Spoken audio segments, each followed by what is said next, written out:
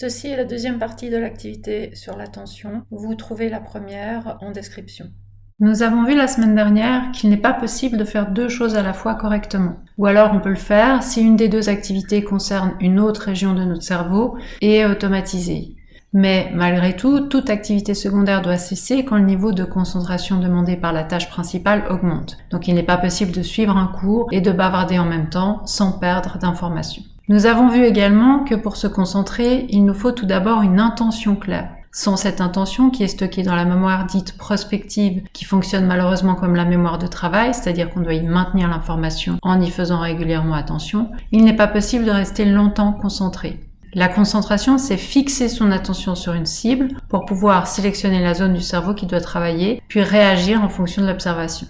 C'est quelque chose qui se travaille et qu'on peut automatiser de la même façon qu'on a appris à pédaler.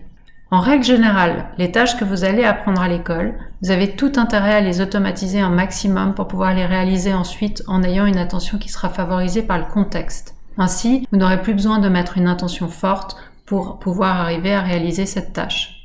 Nous avons vu également que notre système préattentif est sensible aux éléments nouveaux, amusants, plaisants, émotionnels et qu'il est donc normal que notre attention soit attirée par ces éléments dits saillants. Si on ne peut éviter la capture de notre attention, on peut toutefois, grâce à notre intention notamment, ne pas se laisser captiver et ramener notre attention à la tâche que nous souhaitons réaliser.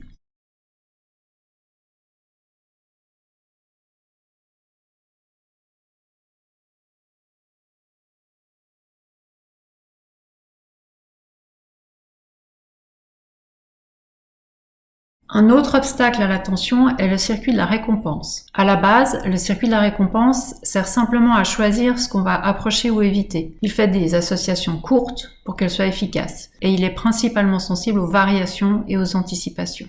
Le neurotransmetteur qui est utilisé par le système de la récompense s'appelle la dopamine. Elle est généralement déchargée pour signaler la surprise liée à une récompense ou lorsqu'on anticipe que l'action mènera à une récompense. C'est le neurotransmetteur qui fait qu'on peut rester accroché à une machine à sous en espérant gagner pendant 10 heures. Les réseaux sociaux aussi jouent sur ce système en n'offrant pas systématiquement un contenu qui va nous plaire, ce qui permet de générer un effet de surprise. Ils profitent du fait que la décharge de dopamine se fait en relation à l'anticipation plus qu'au résultat. La dopamine est un neurotransmetteur qui donne une sensation de bien-être à court terme. Dans le cas d'un réel bien-être plus durable, le neurotransmetteur qui est libéré s'appelle la sérotonine. Il est toujours intéressant après un moment passé sur un écran de faire un bilan et de se demander combien on a vu de publications réellement intéressantes et surtout quel bien-être on en retire une fois l'écran déposé. Il faut savoir que si le système de récompense est surstimulé, au bout d'un moment, notre envie de lire nos messages ou de voir des publications, etc., et le plaisir qu'on aura pu en retirer sera remplacé par un besoin. On aura besoin d'aller sur un réseau social, mais on ne ressentira plus vraiment du plaisir. Ce qu'on ressentira, c'est plutôt le sentiment de soulager une tension.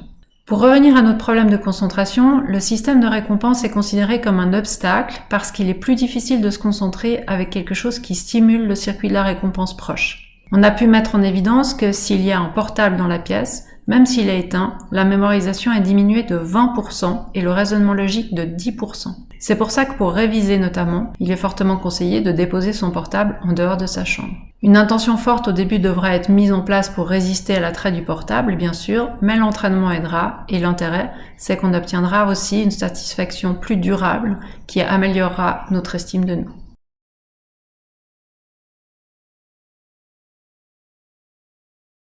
Un autre obstacle à l'attention est ce qu'on appelle les intentions plurielles. On a vu qu'il est impossible de se concentrer sur deux choses à la fois. On le sait maintenant.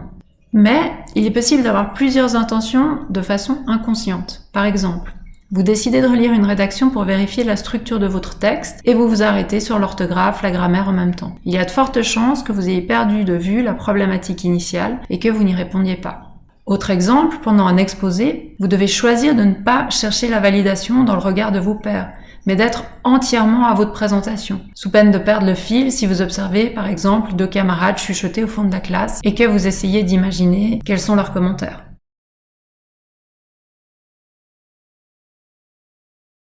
L'attention peut être capturée par un élément externe, mais aussi par un élément interne. En effet, vous pouvez avoir des pensées qui attirent votre attention. Les pensées peuvent prendre plusieurs formes, mais elles prennent souvent une forme langagière. On va donc essayer de repérer maintenant notre petite voix. Je vais vous demander de compter jusqu'à 5 dans votre tête.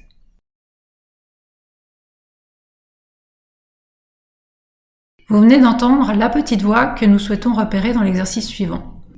Vous allez suivre l'avancée d'un cercle et essayer de repérer si, pendant ce temps, votre petite voix exprime quelque chose. Vous noterez pour vous-même ce qu'elle a exprimé et où par rapport au cercle. Allons-y.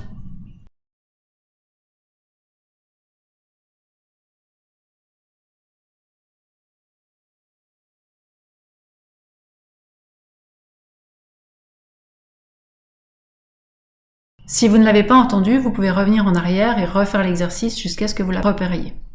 Le problème de nos pensées est le même que pour tout distracteur, il est normal d'avoir des pensées, on ne peut pas aller contre la capture de notre attention par celle-ci, mais on ne doit pas se laisser captiver, on n'est pas obligé de suivre nos pensées, on peut se dire « tiens, j'ai eu cette pensée » et revenir à notre activité. Ça s'entraîne notamment par la méditation. Il faut juste ne pas entrer dans le dialogue interne qui pourrait suivre la pensée, constater l'existence de la pensée et la laisser partir.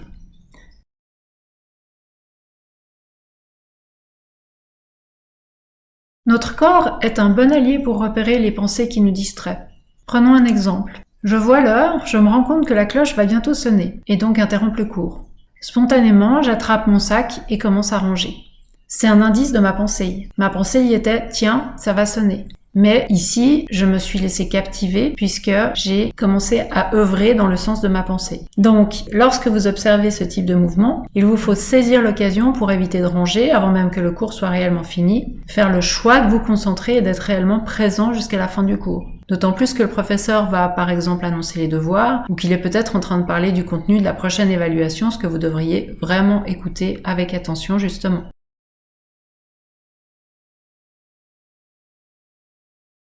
En résumé, on retiendra qu'il est important d'avoir une attention claire pour arriver à se concentrer, que celle-ci doit être maintenue activement en mémoire au début, qu'il est normal de voir son attention capturée et qu'on doit s'entraîner surtout à ne pas être captivé, notamment en revenant à son intention de départ.